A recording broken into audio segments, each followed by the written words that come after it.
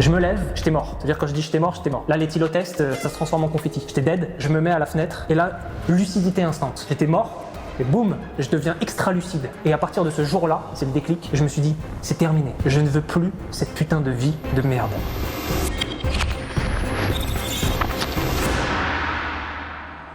Je vois absolument tout, je comprends tout, je vois à travers les murs, je vois à travers moi-même. Je commence à partir en haut de mon corps, style Doctor Strange. Et là, je vois tout, je comprends tout, c'est bon. J'ai la clé de l'univers. Je suis une merde. La clé de l'univers, toi, tu l'as pas trouvée. Parce que bon, toi, t'es une merde et tu te dis, ouais, bah, non, c'est comme ça. Tu sais, les gens qui disent, oh, ça va, c'est comme ça et c'est pas autrement. Bah si, tu vois, moi, moi, j'ai compris. J'ai compris qu'en fait, j'étais pas au bon endroit. J'étais pas dans mon environnement. C'est-à-dire que j'étais là, à boire de la vodka de merde, avec des gens moches, des gens qui n'ont pas de mindset, qui sont pas intéressants, qui m'intéressent pas. Tout ceci ne m'intéressait pas. Moi, ce qui m'intéresse, c'est la plata. Pourquoi? Parce que c'est la liberté. Moi, je veux voyager directement. Aller voir peut-être TAC en Colombie. Je sais pas pourquoi à chaque fois la Colombie. La Colombie, je sais pas, faire un petit business de feuilles vertes, hein? Bon. Plata au plomo.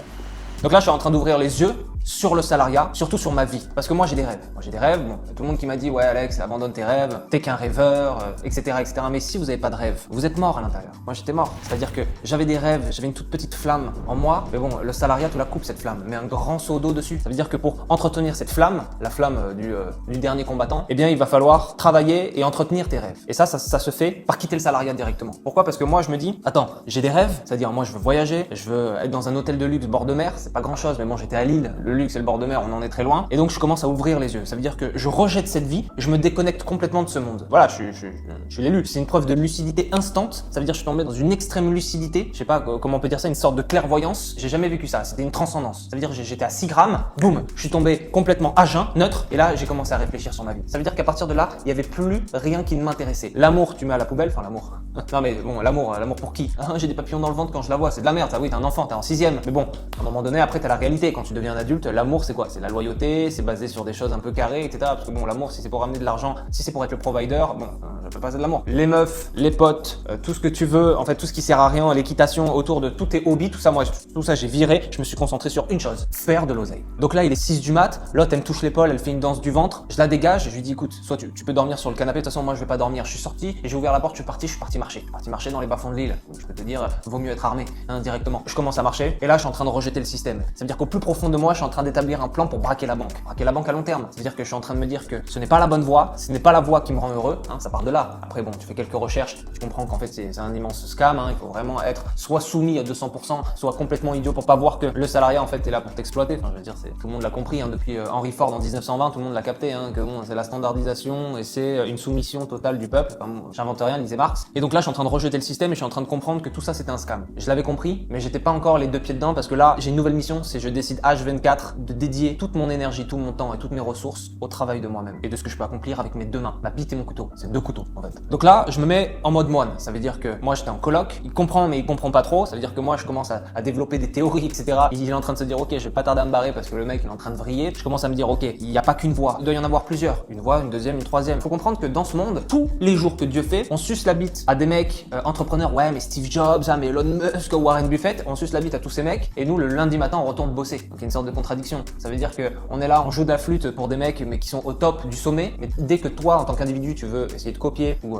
je sais pas d'avoir des initiatives similaires, on te dit non mais poto, t'es pas Steve Jobs non moi je veux juste monter un commerce de fleurs, non mais t'es pas Steve Jobs, je t'explique, arrête direct, tu vas rien réinventer. C'est ça la mentalité française. D'un côté on adore les entrepreneurs qui ont tout accompli en partant de rien, waouh attends c'est qui le créateur de Carrefour, oh il a fait ça super. Et de l'autre côté toi tu veux juste monter une épicerie, on te dit mais c'est de la merde, et te prends pas pour ça c'est la mentalité française. Donc ça tout ça moi je chie dessus directement. Parce que quand tu veux lancer quelque chose, on attend que tu bâtisses, ça veut dire qu'on te met des vagues, on te met des ennemis, des pirates, des machins, toi t'es sur ton petit bateau et dès que t'as trouvé la terre promise, on te dit ah bravo, j'ai toujours cru en toi mec. C'est horrible cette hypocrisie. Donc moi là je commence à comprendre la création monétaire. Je me dis il faut que je comprenne d'où vient l'argent, comment l'argent est fait, parce qu'il y a plusieurs solutions. Vous savez quand vous êtes dans une recherche de développement de soi-même, ça veut dire que vous voulez faire un maximum de plata, un maximum d'argent, vous commencez à vriller et avoir plein d'idées. Ok lundi je vais essayer de braquer une banque, risqué, je risque 20 ans si je fais ça, pas une bonne idée. Ok mardi je vais essayer de faire des faux billets, je risque 100 ans et en plus c'est un mauvais deal. Donc c'est compliqué. Donc on jette. Et en fait dans ces recherches d'élaboration d'idées un peu fumeuses parce que vous avez le feu en vous vous voulez absolument tout mitrailler, vous tombez sur des choses intéressantes. Donc c'est comme ça que j'ai commencé à comprendre, à m'intéresser à la compréhension de l'argent. Comment est créé l'argent, comment se constitue le système monétaire basé sur la dette, basé sur le prêt. Il y avait un excellent documentaire à l'époque qui est plus sur YouTube, ce que je peux comprendre, qui expliquait comment est créé l'argent et comment les banques s'enrichissent en créant de la dette. La dette n'est pas réelle, l'argent aujourd'hui est digital, donc encore moins réel. C'est pour ça que vous ne pouvez pas retirer votre argent des banques. Il y en a qui s'étonnent en 2025 de pas comprendre ça. Les gars, mais vous dormez depuis combien de temps? C'est-à-dire que moi je l'ai compris il y a 10 ans ça. J'ai compris que si tu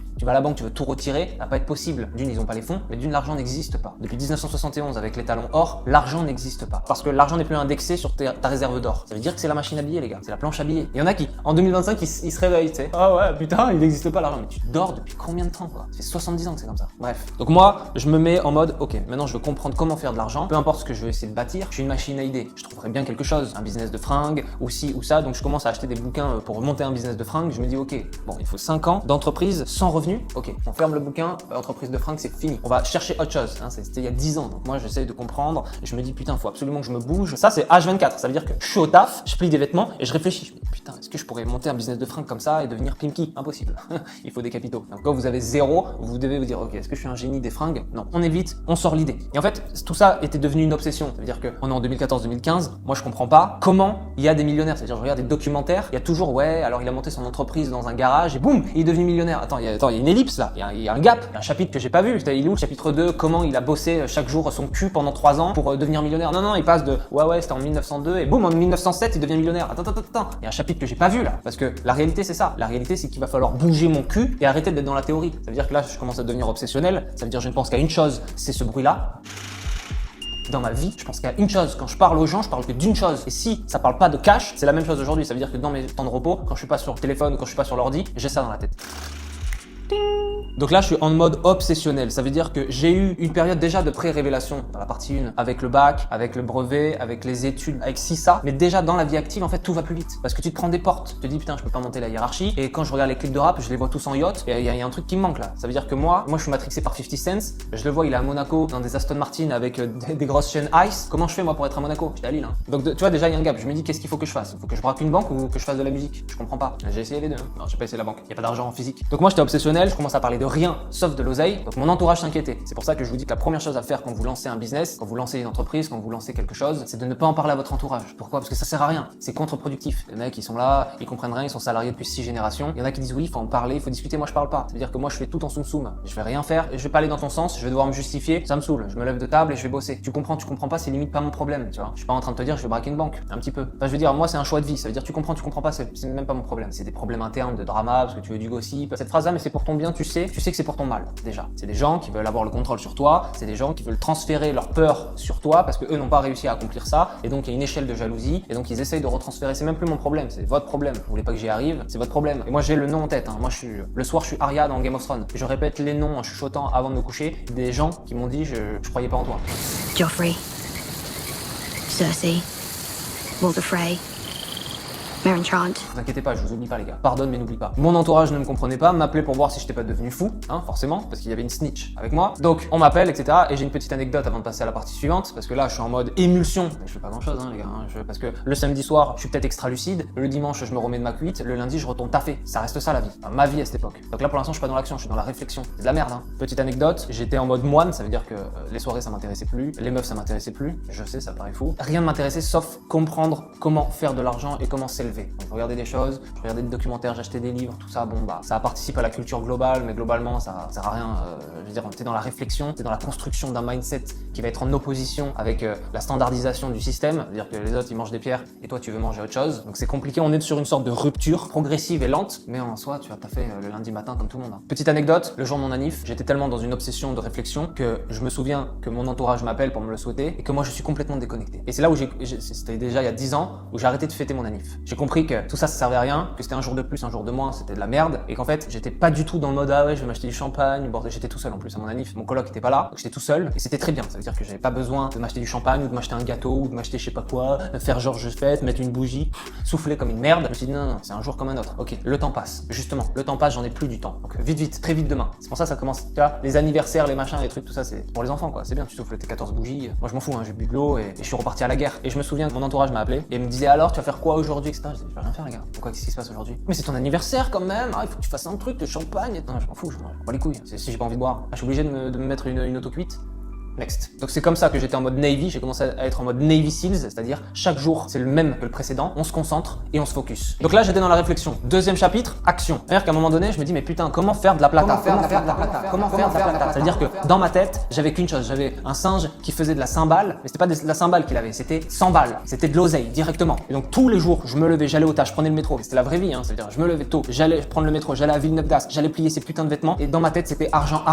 J'étais à la caisse, je récupérais les vêtements, je les passais, je les bipais, je touchais de l'oseille. Je pensais qu'à ça. Oui, bonjour, au revoir. Allez, qu'est-ce qui se passe? J'étais en mode robot, en mode moine. C'est pour ça que quand je vous dis, si je dois tout recommencer demain, je recommence, je fais la même chose. Parce que déterre, un jour déterre toujours. C'est comme ça un sniper. Bah là, elle comprend, ah oui, mais non, je suis fatigué. Non, il n'y a pas de ça. C'est-à-dire que là, j'étais en mode, ok, comment je fais pour décoller? Est-ce que je vais directement à un aéroport privé, je vole un jet et je décolle? Ou est-ce que je prends une fusée? Est-ce que je contribue 40 ans pour les annuités et ensuite j'attends ma retraite? Non, il n'y avait pas le temps. Je me dis, mes rêves, ils sont là.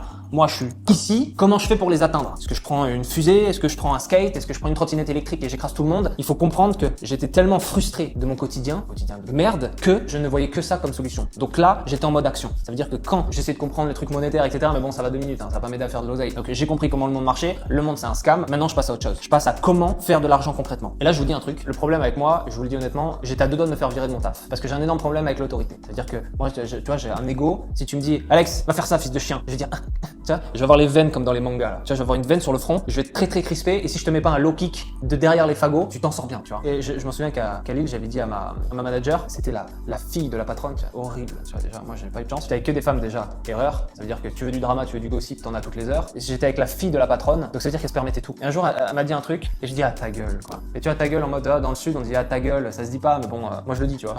Tu dis ta gueule, genre en mode, ah ouais, c'est pas vrai. Et je lui dis ta gueule, et en fait, mon ta gueule, c'était une mauvaise intonation. Et je lui dis ta gueule, quoi. Elle m'a dit quoi? Tu m'as dit ta gueule? J'ai dû m'excuser, c'était je pense la dernière fois que je m'excuse de ma vie. Et je lui ai dit non, mais en fait, tu comprends, c'est dans le sud de la France, on dit ça, j'ai pas voulu. Et en fait, tu vois, je me suis tellement soumis que je me suis dit non, en fait, si. J'ai arrêté ma phrase et j'ai dit si, en fait, je t'ai dit ta gueule, ouais. Donc j'ai pris un blâme direct. Tu vois, j'ai même pas pu me soumettre complètement alors que je pouvais garder mon taf, être tranquille. Et en fait, j'ai été convoqué ensuite par la manager et je dis oui, j'ai dit ta gueule, ouais. Ouais, je l'ai dit, j'assume. Et en fait, le fait que j'ai assumé que je me suis pas soumis, j'ai pris un blâme et j'ai été viré. Ça veut dire que ma période, ils l'ont écourtée, ils m'ont dit ok, tu dis pas ça. Et donc en fait, là j'étais dans la merde. J'étais dans la merde parce qu'il fallait retrouver un nouveau taf. Et je me souviens, les gars, petite anecdote encore, je me souviens que c'était en décembre. Donc ça veut dire que déjà Noël, tout ça t'es vite, nanana. Et c'était en décembre et c'était tellement long le mois de décembre. J'ai l'impression de dormir au taf quasiment. C'était long, c'était chiant. Et je me souviens, j'avais reçu une lettre. J'ouvre la lettre, je vois 800 et quelques euros. Même je crois que c'était moins que ça devait être 700 et tout. Énergétiquement parlant, j'avais l'impression que j'avais travaillé pour 40 ans quoi. Et là, tu vois, je me suis dit en plus, je m'étais soumis à moitié, ça me plaisait pas, c'était de la merde. Et en fait, je me suis dit, mais en fait, t'es devenu une pute. T'es une pute en fait. Je sais pas comment tu vas t'en sortir, mais va falloir que tu te bouges le cul rapidement parce que là t'es une salope. Parce que tapiner pour 800 balles, putain, t'es même pas une pute de luxe quoi. Déjà ça m'a frustré, donc là j'étais en mode action. J'étais viré donc j'avais du temps. Je me suis dit, ok, je vais taper sur Google comment faire de l'argent en ligne. Ça veut dire que toutes les requêtes sur Google où vous commencez à taper comment faire et vous avez le reste, il y a marqué comment faire de l'argent en ligne, c'est moi qui ai tapé ça. C'est moi qui ai tapé ça directement sur Google. Comment faire de l'argent en ligne. Là, il y a tout. Alors oui, vous pouvez devenir freelance, vous tombez sur des top 18 de Topito. Ouais, tu peux travailler en tant que gardien de musée. Qui a déjà travaillé en tant que gardien de musée sans déconner? Tu sais, c'est des planques. Les mecs qui sont là, gardiens de musée, ils restent pour 20 ans. Tu tombes sur des tafs, ouais, tu peux travailler sur une île déserte. Tu sais, c'est des trucs, tu finis à la poste en réalité. Je faisais 3 choses. Je déposais des CV, vie de merde. Je comptais mes sous pour payer mon loyer. Deuxième vie de merde. Troisième chose, j'étais chez moi à regarder le mur et à taper comment faire de l'argent en ligne. Je regardais le mur. Quand je te dis je regardais le mur, ça veut dire que je n'avais aucune passion, aucun hobby. Le seul moment où je sortais, c'était pour aller chercher de la bouffe, parce qu'il faut bien se nourrir en tant qu'humain. Et sinon, je regardais le mur. Je regardais le mur, genre je regardais le mur. Ça veut dire que rien ne m'intéressait. J'utilisais mon cerveau à pleine puissance pour regarder le mur. Et les idées qui me venaient, j'allais les taper. Je ne tapais pas que comment faire de l'argent en ligne. J'ai compris que ça, c'était pour les Mongols. Mais je savais que l'argent allait venir de ça. Je savais. C'est une évidence. J'allais pas créer un commerce à Lille, une épicerie, un café achat, un bar à céréales. J'ai pas des idées de merde comme ça. Un shop CBD, ça n'existait pas les gars. Donc là, j'étais en mode, je regarde le mur et j'utilise mon cerveau pleine puissance. On était déjà un petit peu plus dans l'action. Donc je tape comment faire de l'argent en ligne. Je tombe sur le trading. Ouais bon, le trading. Comprends rien, c'est Wall Street, comme toi quoi, comme un PNJ. Mais bon pourquoi pas, c'est des options binaires. Je mets un peu d'argent, je perds tout. Je me dis ok c'est un scam. Puis je continue à chercher et je vois des mecs qui ont des stratégies. Ok, on cherche un peu plus et on digue et on va deeper and deeper, on va sous l'eau. Et là je commence à voir que c'est une science. Et je me dis trading, pourquoi pas? Trading c'est décentralisé, c'est l'ordi, super. Je regarde s'il y a des livres un peu complexes, genre tu sais c'est des livres un peu, la couverture on dirait les livres d'SES, les livres d'économie, c'est du violet, c'est du bleu avec des gros titres, avec une typo ultra moche et tout. Tu te dis bon putain ça donne pas envie, t'ouvres, tu vois des mathématiques, tu te dis ok, ça va être très compliqué. Mais pourquoi pas? J'ai pas de fond, moi. J'ai pas de fond et je suis un manche-pierre et je savais que l'argent venait de là, putain de merde. Vous savez, quand vous êtes persuadé d'une chose et que, en fait, il s'avère que c'était complètement la solution, mais qu'il n'y a personne pour vous aider, vous êtes persuadé que c'est là où vous allez pouvoir atteindre vos rêves. Et je m'étais pas trompé. Twist, j'achète un livre, je rentre, mon pote il me dit, je quitte l'appart. Première trahison. Donc mon pote me lâche, je peux pas payer ce loyer, j'ai plus de taf, je suis avec mes bouquins, mais bon, je reste un débutant, tu peux pas dire que c'était une activité principale. J'étais dans l'action, et quand t'es dans l'action, il y a toujours des mecs qui te coupent l'herbe sous le pied. Qu'est-ce que je fais? Je suis obligé de redescendre dans le sud. L'aventure s'arrête là. Troisième chapitre, travail en sous-marin. Il y a eu la réflexion des manche-pierres, il y a eu l'action, et maintenant, il y a la disciplination. Oui monsieur, ça veut dire que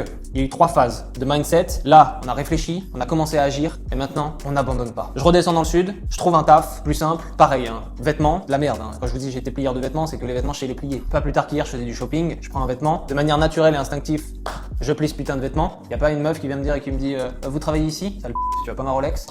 Bref, je vais abréger parce que mon menteur il va me fumer.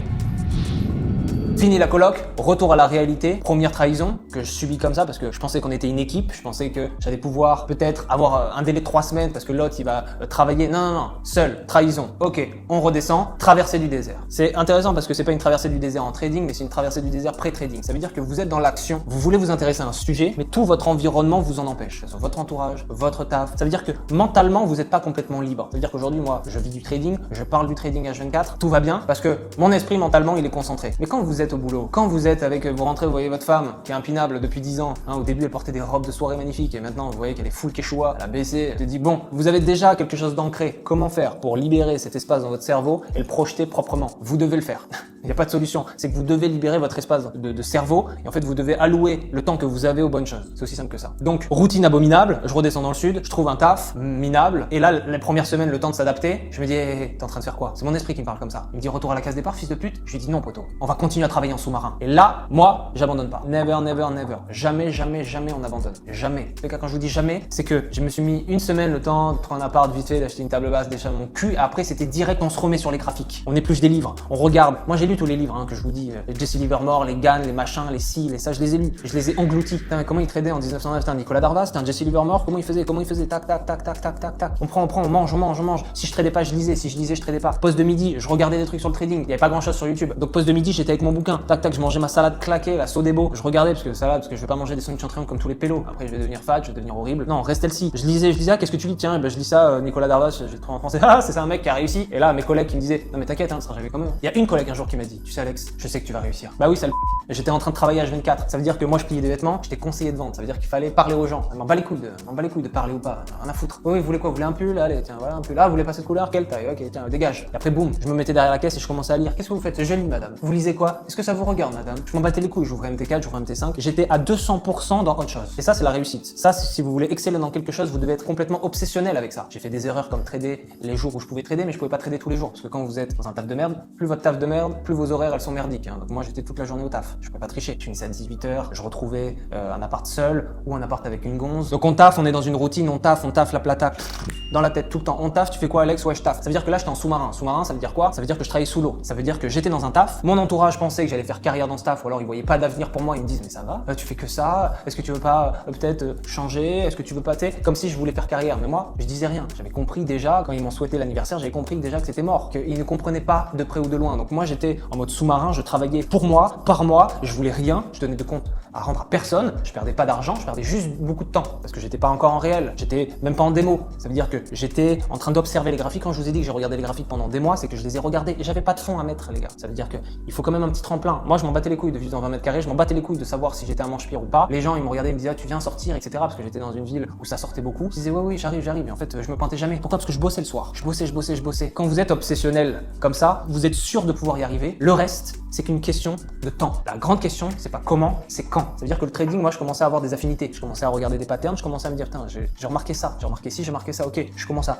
récolter des informations. Ah, ça, c'est de l'accumulation, ça, c'est de la distribution, ça, c'est de la liquidité. Si demain, vous voulez parler espagnol, vous pouvez parler espagnol en 30 jours. C'est une certitude. Si vous commencez à mater des films en espagnol, si vous commencez à appeler des mecs en espagnol, si vous commencez à vous intéresser à la culture espagnole, si tous les jours vous regardez des corridas, si tous les jours vous regardez comment c'est construit Almeria ou Malaga, si vous voulez apprendre l'espagnol, donnez-moi 30 putains de jours. Je deviens obsessionnel. Je m'intéresse à tout l'Espagne. Des conquistadors jusqu'à Franco. Je m'intéresse à tout en 30 putains de jours, hablo espagnol. Donc à un moment donné, si vous voulez exceller dans quelque chose, vous devez être obsessionnel. Moi j'ai été obsessionnel avec le trading, je le suis encore avec d'autres sujets dont je pourrais vous parler sur la chaîne, mais bon, ça vous intéresse pas ou peu. Dites-moi en commentaire quel sujet vous voulez que j'exploite, parce que je suis un boss dans absolument tout. Si vous voulez être OP, si vous voulez être au top, vous devez être obsessionnel dans une catégorie. Il y en a qui me disent ouais mais ça fait 10 ans que je trade. Moi en 1 an et quelques, je suis devenu rentable. 1 an et quelques. 1 an et quelques de matin, midi et soir. Je veux dire c'est pas la folie. 1 an et quelques de matin, midi et soir, c'est 3 ans de trading comme ça. Si j'avais encore plus de temps, en 6 mois, c'est plié. Ça veut dire que je ne mettais que mon esprit à 100% sur le trading parce que j'avais des objectifs. Je voulais voir le monde, je voulais voyager, je dis pas ce que je voulais faire. Mais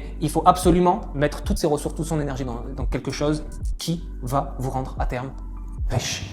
Et un jour, je vais vous dire un truc. Un jour, j'étais en mode obsession. Tac, je pliais des vêtements. Tac, tac, MT4, je tradais. Donc là, je me mettais en démo, etc. Ça a pris du temps. Après, je me suis mis en réel tout doucement. Tac, tac, je tradais. Et un jour, j'ai eu une grosse perte au taf. C'est pas quelque chose de bon de trader au taf, hein, parce que vous n'êtes pas complètement devant les écrans, etc. Mais moi, je le faisais parce que j'avais pas de temps à perdre. Un jour, sous les yeux de ma collègue, j'ai perdu beaucoup d'argent en démo. Mais quand même, je le sentais mal. Je sentais mal de voir qu'il y avait son regard, qui a vu les chiffres rouges et qui a dit ah putain, mais t'as gagné. Mais je crois que t'étais bon au trading parce que tu m'avais dit ci, tu m'avais dit ça. Et là, j'ai compris qu'il y avait un regard des autres qui venait s'apposer sur moi. Et là, je me suis dit oula, il y a un travail psychologique à faire. Et c'est là où j'ai eu le déclic, où je me suis dit c'est pas les stratégies qui vont te changer quelque chose, c'est quelque chose dont tout le monde parle. Lisez tous les livres, tout le monde en parle. Mark Douglas surtout, tout le monde en parle, mais personne ne donne de vraies solutions pour travailler dessus, c'est la psychologie. Et c'est comme ça que j'ai commencé à comprendre que c'est la psychologie qui allait me sortir de là. J'étais en démo, j'ai eu des pertes, mais j'acceptais pas le fait qu'elle voit mes pertes. Je me suis dit il y a une relation de cause à effet. Forcément, il y a une relation que j'ai pas captée, il y a quelque chose que je n'ai pas compris. Je vais travailler dessus. Et c'est à partir de là où j'ai commencé à lister tous mes biais psychologiques, à travailler dessus un par un, de manière méthodique, et mes gains ont commencé à décoller. Quand je me suis complètement détaché du regard de l'autre, de la pression sociale, de la pression de l'environnement, des obstacles de vie, quand je me suis complètement dit ok, maintenant quand je ne parle plus du trading à quiconque, parce que moi aussi j'ai été tout feu tout flamme, je ne parle plus du trading à quiconque, je travaille en sous-marin pour moi, je fais mes choses, je suis un général de guerre, je fais la guerre dans mon coin, personne ne doit savoir le plan de guerre, parce que s'ils savent, ce sont soit des espions,